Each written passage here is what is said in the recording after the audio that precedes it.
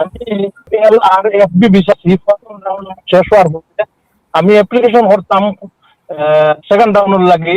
কতদিন আগে করতাম, রিফিউ বার করতাম, কতদিন আগে করতাম, আর কিতা কিতা ফিউ বার ডকুমেন্ট লাগবে প্লিজ কইবানে। জাযাকাল্লাহ খায়ের। তারপর ফি ওভার করবে, কতদিন আগে করবে, কি কি ডকুমেন্ট দেবে? ফি ওয়েবার আমি অ্যাডভাইস করি দর্শক, বর্তমান সময়ে একটু সময় লাগে, অনেক কোয়ারি ওরা রেজ করে।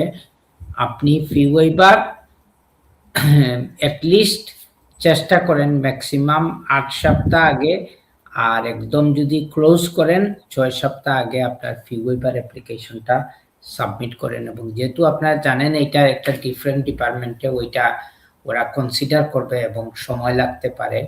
এবং ইন টার্মস অফ ডকুমেন্ট আপনি 6 মাসের ব্যাংক স্টেটমেন্ট দিতে হবে, এবং আপনার ব্যাংকের প্রত্যেকটা transaction 200 or 250 pound or more, আপনি এইটা প্রত্যেকটার এক্সপ্লেনেশন দিতে হবে। টাকা কোথা থেকে আসছে এবং এই টাকা আপনি কোথায় খরচ করছেন।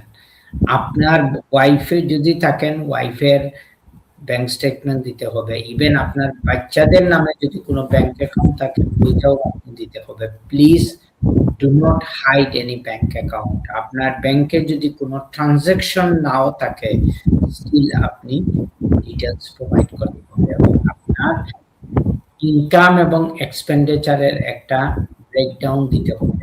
আমরা অনেকে আত্মীয় স্বজনের বাসায় থাকি যেখানে ফর্মাল কোনো টেনেন্সি এগ্রিমেন্ট নাই।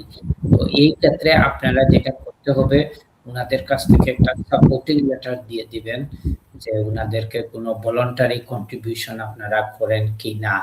এবং আত্মীয় স্বজন যারা আপনারা একটা কাউন্সিলের অ্যাকোমোডেশনে আছেন বা হাউজিং বেনিফিট আপনারা ক্লেম করেন, আপনারা এটা নিয়ে টেনশন করার কোনো দরকার নাই, কারণ আপনাদের কোনোভাবে আপনাদের বেনিফিটস এর এন্টাইটেলমেন্টটা এফেক্টেড হবে না।